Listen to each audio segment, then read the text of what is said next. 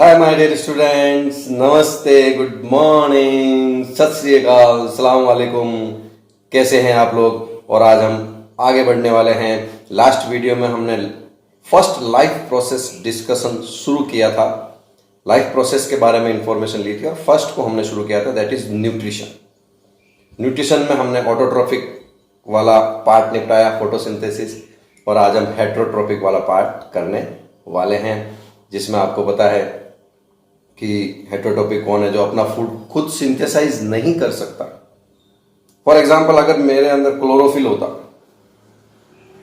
तो खाली धूप में सनलाइट में जाने से ही फोटोसिंथेसिस होकर मेरे अंदर फूड बन जाता, but I don't have chlorophyll, तो मुझे सिंथेसाइज फूड पे डिपेंड रहना पड़ता है।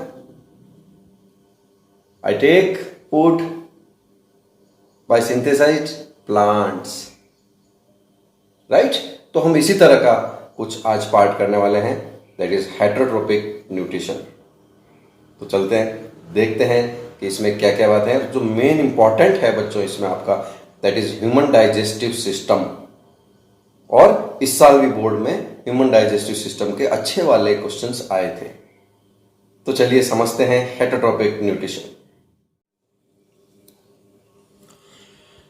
तो प्यारे बच्चों, हम बात करेंगे इस वीडियो में आज हेट्रोट्रोपिक न्यूट्रिशन, जिसके बारे में मैंने आपको लास्ट वीडियो में बताया था।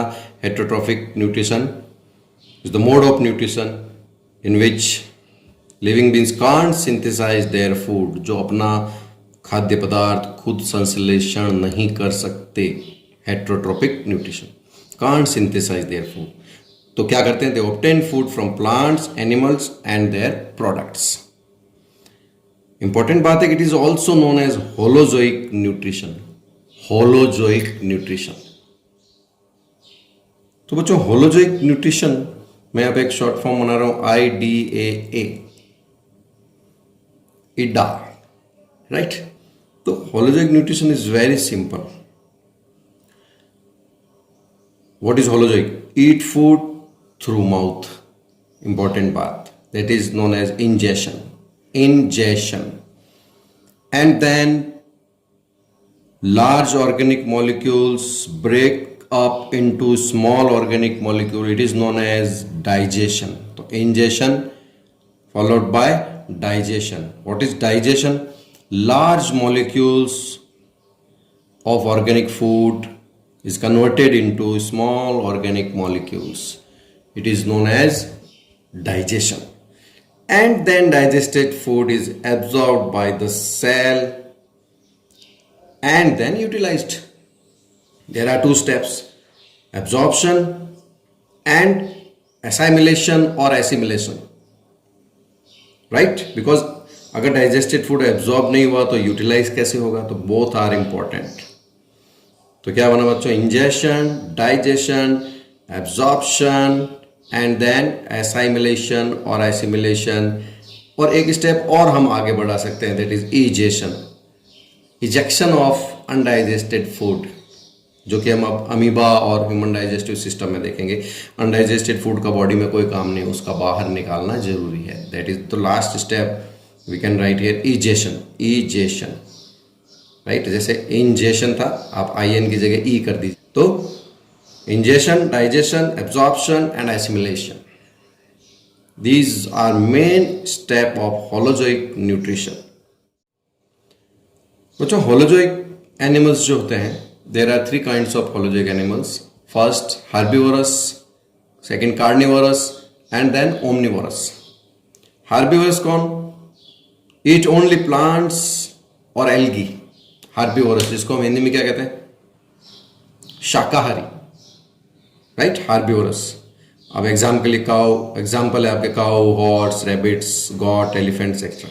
First herbivorous. Then carnivorous, eat only flesh of other animals, जो सिर्फ मीट खाते हैं, मांस खाते हैं दूसरे एनिमल्स का, मांसाहारी। Lion, tiger, vulture etcetera. You know about these carnivorous. छोटी छोटी क्लास में, 8th क्लास में ये सब था आपके बहुत, अभी सब एक जगह आ गया है। ओमनिवरस, हार्बिवरस प्लस कार्निवरस, दोनों जो बातें जिसमें हो, that is omnivorous. Eat both plant and animals, और उसमें सबसे पहला एग्जाम्पल क्या है? मैन। वो हर्बीवरस भी है, कार्निवरस भी है। That's why man is known as omnivorous.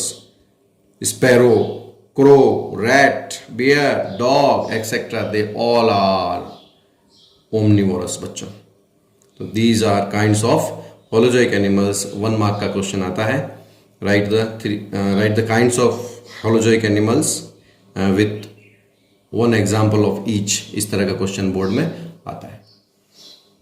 तो बच्चों हम न्यूट्रिशन इन अमीबा को थोड़ा सा देख लें। सिंपलेस्ट एनिमल की बात कर रहे हैं। एक सिंपल सा आपके सामने स्ट्रक्चर बना हुआ है। अमीबा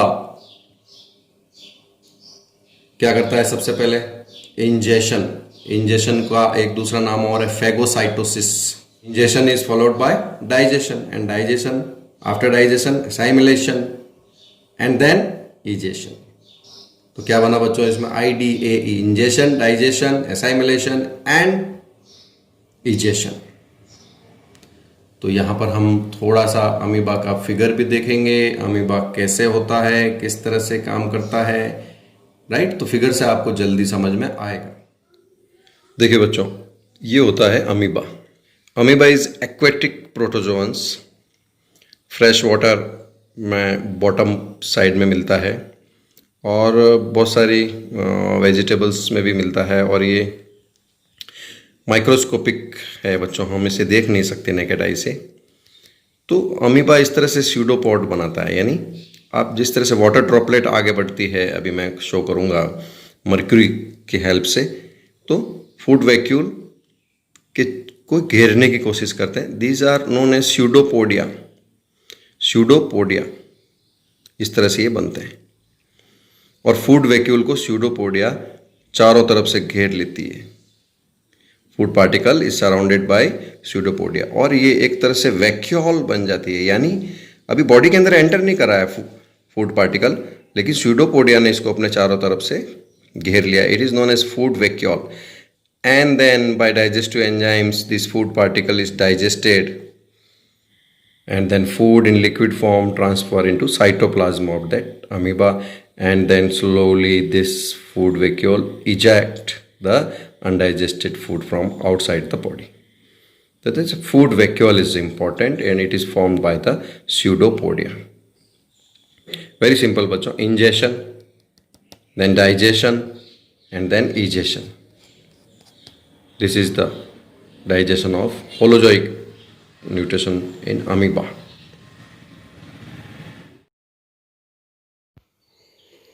तो बच्चों देखो, हम अमीबा को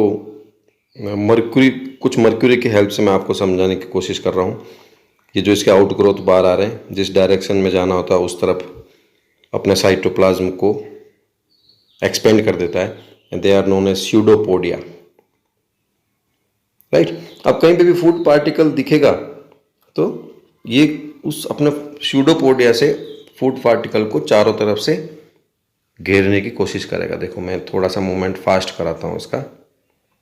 ये देखो, ये स्यूडोपोडिया जिस तरफ बढ़ना होता है उस तरफ अपने स्यूडोपोडिया को फैला देता है और ये देखो, ये सराउंड करने की कोशिश करता है फूड को इस तरह से। तो अभी ऐसा लग रहा है जैसे बहुत भूखा है ये amoeba and is looking for food, ढूंढ रहा है, सर्च कर रहा है कहीं खाने का छोटा सा पीस मिल जाए और मैं उसको इस तरह से घेर लूं। बड़ा मस्त प्रोटोजोआ है ये और हमारे भी ये अमीबोसिस डिजीज कर देता है, लूज मोशन वगैरह होती है इससे, तो हमको भी नुकसान पहुंचाता है। एक्वेटिक प्रोटोजोन्स मैंने थोड़ा सा मर्क्यूरी की हेल्प से आपको समझाने की कोशिश करी है। ये देखिए इस तरह से ये और इस तरह से सराउंड कर लेता है ये फूड पार्टिकल को by the help of pseudopodia. तो बच्चों बात करते हैं न्यूट्रिशन इन ह्यूमन बीइंग्स। बच्चों ह्यूमन क्या है? Heterotrophic omnivorous, right? याद रखना, हेट्रोट्रॉफिक ओमनिवेरस। डाइट क्या होती है ह्यूमन की बच्चों? ह्यूमन की डाइट होती है carbohydrates, fats, protein, minerals and vitamins. ये सब हमारे डाइट के पार्ट हैं बच्चों। Carbohydrates, fats, protein, minerals and vitamins. Then क्या करता है ह्यूमन में? क्या होता है? डाइजेस्टिव सिस्टम होता है पूरा well developed, and digestive system is divided into two parts, digestive glands and alimentary canal. तो हम इसके बारे में बात करते हैं, एलिमेंट्री कैनाल के क्या पार्ट हैं और डाइजेस्टिव ग्लैंड्स कौन कौन से एंजाइम सीक्रेट करती है, क्योंकि without digestive glands, without digestive enzymes, one time का फूड डाइजेस्ट होने में अराउंड 30 ईयर्स लग सकते हैं, 30 ईयर्स। तो एंजाइम्स जो कि डाइजेस्टिव ग्लैंड सीक्रेट करती है, they play important role as catalyst. तो बायोकेमिकल रिएक्शंस को ये फास्ट कर देती है। थोड़ा सा एलिमेंट्री कैनाल के बारे में बात करें, फिर हम डायग्राम भी देखेंगे इसका बच्चों। Mouth, then buccal cavity, mouth किस में ओपन करता है, बक्कल कैविटी में, then pharynx, oesophagus. Through pharynx buccal cavity opens in oesophagus and oesophagus opens in stomach, then stomach opens in small intestine and then large intestine, और large intestine में फिर rectum और anus होते हैं जिससे कि undigested food बाहर निकल जाता है। तो मैंने इसके लिए कुछ बनाया है आपके एम्बिपोसिली। एम्बिपोसिली, एम्बिपोसिली का मतलब क्या हो गया, mouth, buccal cavity, pharynx, oesophagus, stomach. SILI small intestine, large intestine, और लार्ज इंटेस्टाइन के ही पार्ट होते हैं कोलन और रेक्टम। तो हमने उसी में कंबाइन कर लिया है इसको। चलो इसका डायग्राम देखते हैं बच्चों। बच्चों ये हमारे डाइजेस्टिव सिस्टम का डायग्राम है, और ओपनिंग कहाँ से होती है, माउथ से, और माउथ कहाँ ओपन होता है, बक्कल कैविटी में। Buccal cavity contain teeth, tongue and salivary glands, and then buccal cavity opens in esophagus through pharynx, right? pharynx आप सिंपल लैंग्वेज में समझ लो, इट इज अ जंक्शन। यहीं से फूड जो है वो इसोफेगस में जाता है, और यहीं से एयर जो हम नोज से लेते हैं वो विंड पाइप में जाती है। तो एपिग्लोटिस का इसमें इंपॉर्टेंट रोल होता है। जब हम फूड को स्वैलो अप करते हैं, निगलते हैं, तो वो विंड पाइप को बंद कर देती है ताकि फूड पार्टिकल उसमें नहीं जाए। इसोफेगस कहाँ ओपन हो रही है, स्टोमक में, राइट? स्टोमक देखा, स्टोमक किस में ओपन हो रहा है, that is known as small intestine, and this is known as large intestine, and small intestine is larger than that of large intestine in terms of length. और जो mostly digestion होता है वो स्टोमक एंड स्मॉल इंटेस्टाइन में ही होता है, complete हो जाता है डाइजेशन यहाँ पर। लार्ज इंटेस्टाइन का काम केवल वाटर एब्जॉर्प्शन का होता है। And the important role play in digestion, that is pancreas and liver. ये आपको दिख रहा है, it is pancreas, it is liver, it is gall bladder. Gall bladder store bile which is secretes by liver. Pancreas also secretes some salts and some digestive enzymes, और पूरा digestion कहाँ हो रहा है बच्चों, इसमें। एंड आपको दिख रहा है छोटा सा स्ट्रक्चर अपेंडिक्स, जिसका अभी हमारे बॉडी में कोई इंपॉर्टेंट रोल नहीं है, लेकिन कभी कभी इसमें पेन होता है तो आपने सुना होगा अपेंडिक्स का ऑपरेशन करके निकाल दिया जाता है। पहले इसका रोल था जब हम कच्चा मांस और सब कुछ कच्चा खाते थे, यानी सेलुलोज भी ज़्यादा खाते थे, तो इसका एक बहुत इंपॉर्टेंट रोल होता था। अभी कोई इसका इंपॉर्टेंट रोल नहीं है। Then large intestine open in the rectum. यहाँ पे डाइजेस्टिव फूड, अनडाइजेस्टिव फूड, देखो डाइजेस्टिव फूड, डाइजेस्टेड फूड का एब्जॉर्प्शन भी इसी में हो जाता है, डाइजेशन भी इसी में हो रहा है स्मॉल इंटेस्टाइन में। इसका काम है अनडाइजेस्टेड फूड को आगे कैरी करना और वाटर एब्जॉर्प्शन करते रहना। और रेक्टम में आपको पता है स्टूल स्टोर होता है, पॉटी स्टूल, और जो कि यहाँ से एनस से हम मॉर्निंग में इजेक्ट कर देते हैं बॉडी से। तो anus is the lower opening of digestive system and mouth is the upper opening of the digestive system. Food यहाँ से गया, यहाँ से बाहर, और बीच में उसका, इस सिस्टम का काम है सारे काम की चीज़ें, न्यूट्रिशंस को एब्जॉर्ब कर लेना। तो माउथ क्या है बच्चों, ओपनिंग ऑफ डाइजेस्टिव सिस्टम, जैसा कि हमने डायग्राम में देखा। Then it opens in buccal cavity. Buccal cavity में क्या होता है बच्चों, जॉज होते हैं, upper jaws, lower jaws, Hindi में बोलते हैं जबड़े, उसके अलावा मैं किसकी बात करूं, मेन जॉज में कौन होते हैं, टीथ। फिर आपको पता ही है टंग, जिहा या जीभ, एंड सेलेवरी ग्लैंड्स, लार ग्रंथियां। ये सब फूड को निगलने में, स्वैलअप करने में, क्रश करने में और हल्का सा पार्शली डाइजेशन करने में हेल्प करते हैं बच्चों। तो बक्कल कैविटी वेरी इंपॉर्टेंट है। देखो टीथ जो होते हैं हमारे एडल्ट में 32 होते हैं, और अभी 10th में हमारे लिए इतना ही बहुत है कि how many kinds of teeth are present in our buccal cavity. The incisor, canines, premolars and molars. Incisors, canines, premolar and molars. This is known as dental formula 2-2।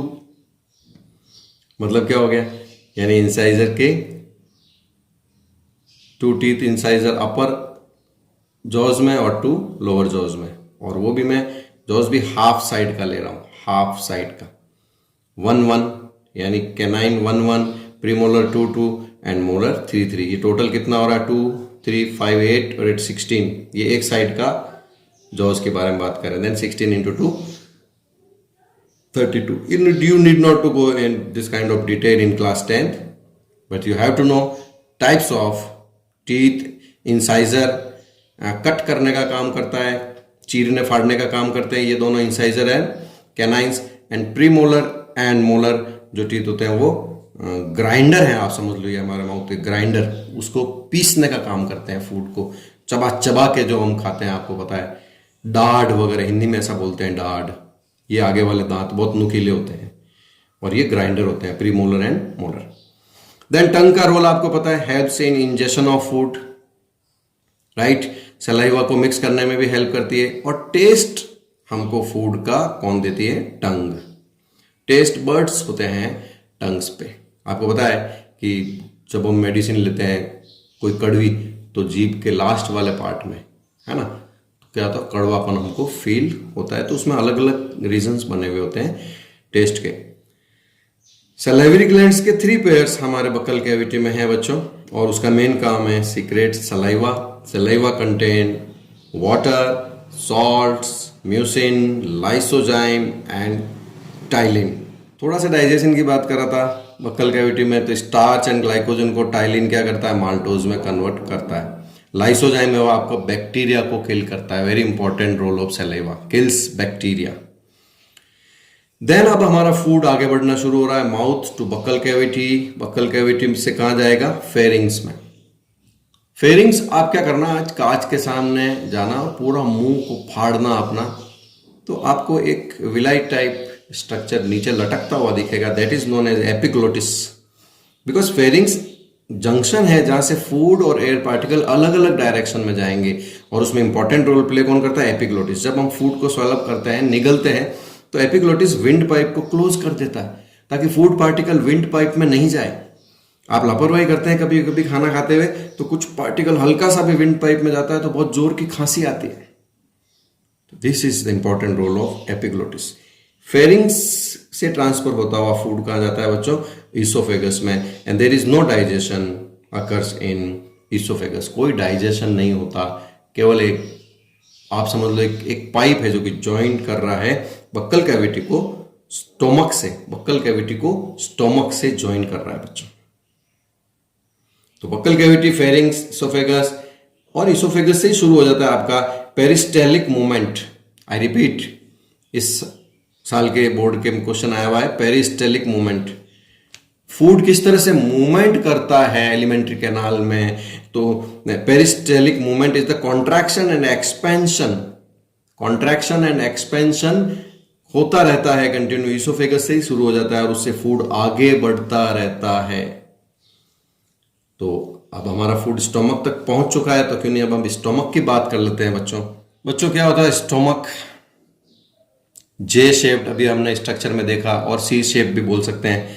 Left side of the abdomen, हमारे abdomen में left side में stomach होता है, इसलिए बोलते हैं खाना खाने के बाद में लेफ्ट साइड की तरफ मुंह करके नहीं सोना चाहिए, है ना, सोना ही नहीं चाहिए वैसे तो खाना खाने के बाद में। स्टोमक के आपको मैं फंक्शन डिस्कस कर रहा हूं, नंबर 1 तो स्टोरेज ऑफ फूड, जो भी हम खाना खाते हैं वो स्टोमक में कितनी देर तक रुकता है। कार्बोहाइड्रेट्स होते हैं वो 1 और 2 आवर्स तक, प्रोटीन 3 आवर्स तक, और फैट्स 3 to 6 आवर्स तक स्टे करता है स्टोमक में। तो स्टोमक में फूड के साथ कुछ होता है, और अभी बात करेंगे फूड के साथ क्या होता है बच्चों। देखो, पार्शियल डाइजेशन शुरू हो जाता है। उससे पहले सेकंड नंबर फंक्शन पे बात करते हैं। फूड जब पहुंच गया, स्टोर हो गया, तो mechanical churning of food by periodic muscular contraction. Periodic muscular contraction से जो चर्निंग, पूरा फूड मतलब आप समझ लो मैशअप, मिक्स हो रहा है आपस में। अब स्टोमक भी थोड़ा सा स्टार्ट कर देता है डाइजेशन। कंप्लीट डाइजेशन स्टोमक में नहीं होता बच्चों, पार्शियल डाइजेशन होता है बाय ग्लैंड्स। स्टोमक की जो ग्लैंड्स है वो सीक्रेट करती है नंबर 1 HCl एसिड। क्या जरूरत पड़ गई भी HCl एसिड की? एक तो बैक्टीरिया को किल तो करता ही है एसिडिक मीडियम में, दूसरा जो पेप्सिन एंजाइम है वो एसिडिक मीडियम में वर्क करता है। तो एसिड, आपको पता है एसिडिटी होती है, जलन होती है, वो सब ये HCl acid secrete by walls of stomach. And then mucus. वो इस साल का बोर्ड का क्वेश्चन है, what is role of mucus in stomach. आपको पता है पेप्सिन प्रोटीन का डाइजेशन करना स्टार्ट कर देता है, इधर एसिड और इधर प्रोटीन को डाइजेशन करने वाला। तो क्या है, ये दोनों मिलकर स्टोमक के वॉल को ही नुकसान पहुंचाना शुरू कर देती है। तो म्यूकस क्या करता है, HCl एसिड और इस पेप्सिन एंजाइम से प्रोटेक्ट करता है स्टोमक वॉल को। ये तीनों का कॉम्बिनेशन ही कहलाता है गैस्ट्रिक जूस। फोर्थ फंक्शन की बात करें, regulation of the flow of food into small intestine. ये भी होगा, वापस उस फूड को आगे ट्रांसफर करना भी तो है। और तो regulation of the flow of food into small intestine, there are 4 function: storage, mechanical churning, partial digestion and regulation of the food, regulation of the flow of food. Right बच्चों, थोड़ा सा इस पे हम बात करेंगे क्योंकि इस पे क्वेश्चन इस साल भी आया हुआ है और this is very important part. बच्चों देखो, गैस्ट्रिक जूस में मैंने क्या बताया, मेन कौन होता है, HCl एसिड। चलो देखते हैं HCl एसिड क्या करता है, make the medium acidic so the pepsin can act. Pepsin action कर सके अपना, इसलिए एसिडिक मीडियम फूड का करना जरूरी होता है बच्चों। क्योंकि जो माउथ में सलाइवा होती है ना, वो हम जो भी एसिडिक फूड वगैरह खाते हैं उनको न्यूट्रल कर देती है वहीं पर, नहीं तो हमारे दांतों को, हमारे टीथ को बहुत नुकसान पहुंचे। तो सलाइवा का बहुत इंपॉर्टेंट रोल है। म्यूकस बात करते हैं। म्यूकस से पहले हम किसकी बात करें, पेप्सिन की। Pepsin works in acidic medium. Protein को पेप्सिन ब्रेक डाउन कर देता है स्मॉल पॉलीपेप्टाइड में। मैं आपको यहां पे बता दूं कि प्रोटीन बनता है अमीनो एसिड से, राइट। आप छोटे छोटे स्मॉल मोती समझ लिए, फिर कुछ मोतीज को आप एक धागे में डालिए, राइट। तो ये जो कुछ मोती मिलकर क्या बनाते हैं, पॉलीपेप्टाइड। क्या बोलते हैं उसको, पॉलीपेप्टाइड। थोड़ा सा 12th में आओगे तब डिटेल में आएगा। और पॉलीपेप्टाइड्स मिलकर क्या बनाते हैं, प्रोटीन। तो प्रोटीन को पहले पेप्सिन किस में ब्रेक करता है, स्मॉल पॉलीपेप्टाइड्स में। यानी आपने माला तोड़ी है लेकिन माला के मोती नहीं बिखरे हैं, आप समझ लो उसके धागे को हमने कट कर लिया स्मॉल स्मॉल पीसेज में। इतना काम हो गया बच्चों पेप्सिन का। एक और एंजाइम होता है rennin, which helps in the digestion of milk. और एक होता है बच्चों लाइपेज, जो फैट को क्या करता है, फैटी एसिड्स एंड ग्लिसरॉल में कन्वर्ट करता है। तो ये इतना सा डाइजेस्टिव पार्ट है, बट यहाँ पर ये कंप्लीट डाइजेशन नहीं हुआ बच्चों। कंप्लीट डाइजेशन स्मॉल इंटेस्टाइन में होगा। दैट्स वाई बोला जाता है कि स्टोमक में पार्शियल डाइजेशन होता है, डाइजेशन की शुरुआत हो जाती है, ब्रेकडाउन ऑफ मॉलिक्यूल्स शुरू हो जाता है। अब इंपॉर्टेंट रोल किसका है बच्चों, म्यूकस का। It covers the lining of stomach and protects it from corroding action of the HCl as well as pepsin. HCl तो स्टोमक की वॉल को हार्म पहुंचा ही सकता है, लेकिन पेप्सिन का काम भी तो क्या है, प्रोटीन को स्मॉल पॉलीपेप्टाइड्स में ब्रेक करना है। और जो मस्कुलर पार्ट होते हैं बने हुए किससे होते हैं, प्रोटीन से। तो पेप्सिन और HCl दोनों से प्रोटेक्ट करने के लिए क्या होता है, म्यूकस। ये तो highly organised alimentary canal digestive system है बच्चों अपना। आप वीडियो बार बार देखना जब तक आपको खुद एक्सप्लेन करना नहीं आ जाए किस पार्ट में क्या हो रहा है। अभी हम सिर्फ स्टोमक तक पहुंचे, चलो आगे बढ़ते हैं। स्टोमक से हम आगे बढ़ रहे हैं। तो प्यारे बच्चों, स्टोमक से पार्शियली डाइजेस्टेड फूड कहाँ ट्रांसफर हो रहा है? स्मॉल इंटेस्टाइन में। नाम स्मॉल इंटेस्टाइन है बट 6 मीटर लॉन्ग इंटेस्टाइन है। It has larger length than long is large intestine. तो small intestine is larger than large intestine, right? और most of the part of digestion and absorption of food take place in small intestine. Question आता है ना बच्चों, right? Most of the part of the digestion take place in the small intestine, also absorption of digested food. Comparatively large in herbivorous, ये भी इस साल का question था बोर्ड में कि स्मॉल इंटेस्टाइन जो होती है वो हर्बीवरस में कार्निवरस से लार्ज क्यों होती है? अरे भाई, herbivores helpful in the digestion of cellulose. जितनी लार्ज इंटेस्टाइन होगी, आपको पता है मैं काऊ, हॉर्स और इन सब की बात कर रहा हूं, दे ईट प्लांट, दे ईट सेल्यूलोज। तो इनका डाइजेशन थोड़ा सा मुश्किल से होता है, टाइम, इट टेक्स टाइम। तो जितनी लेंथ अच्छी होगी स्मॉल इंटेस्टाइन की, तो सेल्यूलोज और जो दूसरे हमने चीजें खाई है वेजिटेरियन, उन सब का डाइजेशन अच्छा हो। आपको जानकर आश्चर्य होगा कि मीट इज डाइजेस्टेड इजीली, तो उनकी जो स्मॉल इंटेस्टाइन की लेंथ है वो स्मॉल होती है अपने से, हार्बीवरस से। और हम तो अब ओमनिवरस में आ गए, क्या करें? ठीक है, तो मैं इनकी बात कर रहा हूँ काऊ की, और जो प्योर शाकाहारी हिरण है, काऊ है, हॉर्स है, एलिफेंट है, तो इन सब में कंपेरेटिवली लार्ज स्मॉल इंटेस्टाइन होती है than that of carnivorous, because they eat meat and meat is digested easily. इस साल का क्वेश्चन था बच्चों ये। तो स्मॉल इंटेस्टाइन में डाइजेशन हो रहा है, मैं बोल रहा हूं, तो वो डाइजेशन होता किससे है? इंटेस्टाइनल जूस से। इंटेस्टाइनल जूस से ही डाइजेशन कंप्लीट होता है। अभी हम आगे बात करेंगे हाउ, किस तरह से कंप्लीट होता है। अब यहां पर एक इंपॉर्टेंट क्वेश्चन बनता है कि स्मॉल इंटेस्टाइन में ऐसा क्या होता है कि फूड का एब्जॉर्प्शन होता है? तो उसमें दो स्ट्रक्चर होते हैं, विलाई प्लस ब्लड कैपिलरीज। तो विलाई को अगर आप समझना चाहो तो ये इस तरह का स्ट्रक्चर होता है, इस तरह से। ये मैं वॉल बना रहा हूं, ये बच्चों इस तरह से स्ट्रक्चर होता है। ये यहां पे फूड मूवमेंट कर रहा है अंदर की साइड में। ये देखो बच्चों, ये इस तरह से विलाई लाइक स्ट्रक्चर होता है, विलाई, और फूड यहां पर मूवमेंट कर रहा है बीच में। तो ये विलाई होते हैं, वो इंटेस्टाइन, स्मॉल इंटेस्टाइन का सरफेस एरिया इंक्रीज करती है, और इन विलाई में होती है blood capillaries. Large number of blood capillaries are present in villi. तो डाइजेस्टेड फूड का एब्जॉर्प्शन भी होता रहता है किसमें? इंटेस्टाइन में। इंटेस्टाइनल जूस जो वर्क्स इन बेसिक मीडियम, बहुत बहुत इंपॉर्टेंट बात है। आपको पता है कि स्टोमक में फूड का मीडियम क्या हो गया था? Acidic, due to HCl acid, because pepsin जो हमने बात करी थी वो एसिडिक मीडियम में वर्क करता है बच्चों। तो वापस बेसिक मीडियम बनाना है तो उसमें भी कौन सा जूस आते हैं? बहुत very organise digestive system human का। इंटेस्टाइनल जूस में क्या होता है? माल्टेज।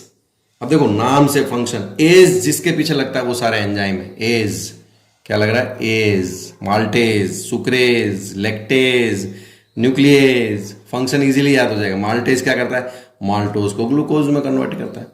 सुक्रेज क्या करता है? सुक्रोज को ग्लूकोज प्लस फ्रक्टोज, यानी इसके मोनोमर कौन है? ग्लूकोज प्लस फ्रक्टोज, दो तरह के मोनोमर है। लैक्टेज क्या करता है? लैक्टोज, शुगर जो हमारे मिल्क में होती है उसको किस में कन्वर्ट करता है? Glucose plus galactose, galactose, glucose plus galactose. इसके अलावा पेप्टाइड्स जो है हमारा प्रोटीन, मैंने क्या बताया पहले, किस में टूटता है? पेप्टाइड्स में। एंड देन पेप्टाइड्स किस में टूटते हैं? अमीनो एसिड्स में। ये फाइनल मोती हो गई, मोती जो मैंने अभी आपको बताया था। तो इसमें इरेप्सिन वर्क करता है। न्यूक्लिक एसिड जितने भी होते हैं, DNA, RNA और जो भी आ जाते हैं फूड में, उनको न्यूक्लियस एंजाइम जो है वो न्यूक्लियोटाइड्स में बदलता है, यानी न्यूक्लियोटाइड से मिलकर न्यूक्लिक एसिड बनता है। तो ये सारे जो लार्ज मॉलिक्यूल है they are converted into small molecules, monomers, और यही डाइजेस्टेड फूड होता है, यही हमारी बॉडी एब्जॉर्ब करती है बच्चों। तो वर्क्स इन बेसिक मीडियम ही बताया मैंने आपको, ये नहीं बताया कि बेसिक मीडियम, इनमें से तो किसी ने बेसिक मीडियम नहीं करा। तो चलो हम देखते हैं, हमको भूलना नहीं है। हमारे पास लीवर भी है, हमारे पास पेनक्रियाज भी है, राइट। तो बच्चों हमने डायग्राम में देखा था लीवर, लीवर के साथ ही कौन था, गॉल ब्लैडर। तो लीवर क्या सीक्रेट करता है, बाइल, राइट। बाइल एक जूस है। तो बाइल कंटेन क्या करता है, क्या होता है, कॉम्पोजिशन क्या है, bile pigments plus bile salts. Bile pigments तो जो आरबीसी वगैरह जो अंदर टूटती है, ब्रेकडाउन होता है, तो उससे कुछ पिगमेंट्स बनते हैं। और बाइल सॉल्ट्स क्या करता है, helps in emulsification of fats. Emulsification में आपको बता देता हूं कि जैसे हमने वाटर में ऑयल डाला तो क्या होता है, ऑयल की एक लेयर बन जाती है, डिजोल्व होता नहीं है।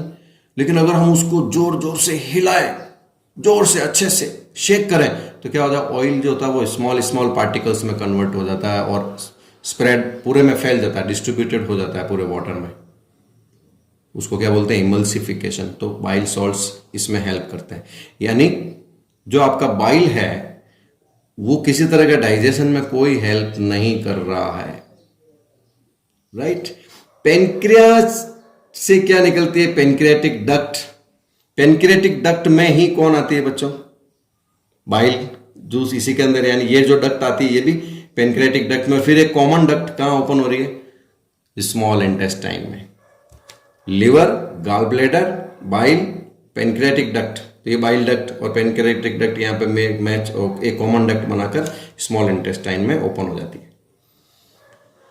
What is pancreas. पेनक्रियाज बच्चों अपनी वो ग्लैंड है जो कि एंडोक्राइन ग्लैंड भी है और एक्सोक्राइन ग्लैंड भी है। एंडोक्राइन ग्लैंड उसको बोलते हैं जिनको अपने हार्मोन्स को या अपने जो भी सिक्रेशन है उनको टारगेट तक पहुंचाने के लिए किसी डक्ट की जरूरत नहीं पड़ती, और ये हेल्प लेते हैं ब्लड की, स्ट्रीम ऑफ ब्लड की। तो एंडोक्राइन ग्लैंड्स का भी रोल प्ले करता है पेनक्रियास, और दो इंपॉर्टेंट हार्मोन सीक्रेट करता है, इंसुलिन एंड ग्लूकेगॉन। बहुत बहुत इंपॉर्टेंट। इंसुलिन क्या करता है, एक्स्ट्रा जो ग्लूकोज होता है उसको ग्लाइकोजन में कन्वर्ट करके लिवर में स्टोर किया जाता है। Glucose converted into glycogen bye the help of insulin. और जब लैक ऑफ इंसुलिन होता है, इंसुलिन की कमी होती है, तभी डायबिटीज होता है। वो जो एक्स्ट्रा ग्लूकोज होता है ब्लड में वो ग्लाइकोजन में कन्वर्ट होकर स्टोर नहीं हो पाता। अब ग्लूकोज को ग्लाइकोजन में कन्वर्ट कर दिया, जब वापस जरूरत पड़ेगी हमको ग्लूकोज की, तो ग्लूकेगॉन हार्मोन ग्लाइकोजन को ग्लूकोज में कन्वर्ट करता है। तो ये जो एंडोक्राइन हार्मोन है इसके, insulin and glucagon, they play very important role pancreas के।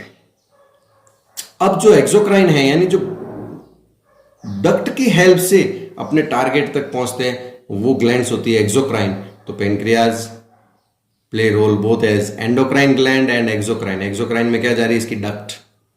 डक्ट से क्या जा रहा है बच्चों, बाइकार्बोनेट्स प्लस एंजाइम्स।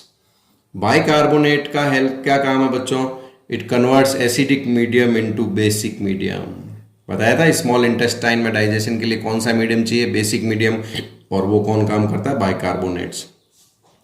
एंजाइम्स कौन कौन से हैं पेनक्रियास से, एमाइलेज, लाइपेज, ट्रिप्सिन। थोड़ा थोड़ा याद रख लो, एमाइलेज क्या करता है, स्टार्च का डाइजेशन करता है, लाइपेज लिपिड का डाइजेशन करता है, एंड ट्रिप्सिन प्रोटीन का डाइजेशन करता है। तो ये सारा मामला किस में ओपन हो रहा है, स्मॉल इंटेस्टाइन में। बाइल भी कहाँ आया है, स्मॉल इंटेस्टाइन में, और वो इमल्सिफिकेशन करता है फैट का।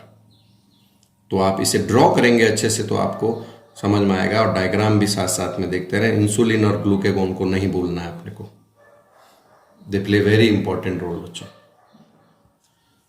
तो क्या, food stomach to small intestine, then small intestine में हो गया आपका डाइजेशन, डाइजेशन हो गया और एब्जॉर्प्शन भी हो गया by the help of villi and blood capillaries, villi and blood capillaries, I repeat, and then food transfer into large intestine. और लार्ज इंटेस्टाइन में मेन मैंने बताया, एक तो शॉर्टर होती है बट वाइडर होती है। लेंथ तो कम होती है बट ब्रीथ ज़्यादा होती है लार्ज इंटेस्टाइन की। और ये इसका काम होता है एब्जॉर्प्शन ऑफ वाटर, मेनली इसका काम होता है absorption of water from undigested food. And then undigested food किस में जाता है? रेक्टम। रेक्टम की ओपनिंग क्या है बच्चों? एनस। और यहीं से हम इजेशन ऑफ फूड कर देते हैं, इजेशन ऑफ फूड। ठीक है बच्चों, ये इस तरह से हमारा पूरा डाइजेस्टिव सिस्टम वर्क करता है। तो बच्चों ये था हमारा फर्स्ट लाइफ प्रोसेस न्यूट्रिशन। तो हमने इस वीडियो में अमीबा को भी देखा और ह्यूमन बीइंग का भी सारा सिस्टम पढ़ा। तो आप जो मैंने फ्लो चार्ट बनाया उसका डिस्क्रिप्शन में मैंने लिंक भेजा है, उससे आप नोट्स बना लेना। अपने हाथ से आप फ्लो चार्ट ड्रॉ करोगे तो आपको पूरा और ज़्यादा समझ में आएगा। और जब आप वीडियो देखते हो तो अच्छा सा कमेंट करा करो, अपना नाम भी लिखा करो, कोई डाउट हो तो कमेंट में ज़रूर लिख दिया करो, राइट, ताकि मैं नेक्स्ट वीडियो में आपके डाउट्स को कवर कर सकूं। और शेयर भी करें अपने उस फ्रेंड्स को जो 10th में हैं और जिनको इस तरह के फ्लो चार्ट वाले वीडियोस की ज़रूरत है, क्योंकि बायो रट्टाफिकेशन वाला सब्जेक्ट नहीं है कि रट रट के काम चला लेंगे। पूरा स्केच बनाना पड़ेगा दिमाग में, माइंड में, तब आप छोटे छोटे क्वेश्चंस का आंसर अच्छे से दे पाओगे। तो प्लीज़ देखते रहिए, लाइक करते रहिए, शेयर और सब्सक्राइब करना नहीं भूलें। Thank you very much, have a nice day.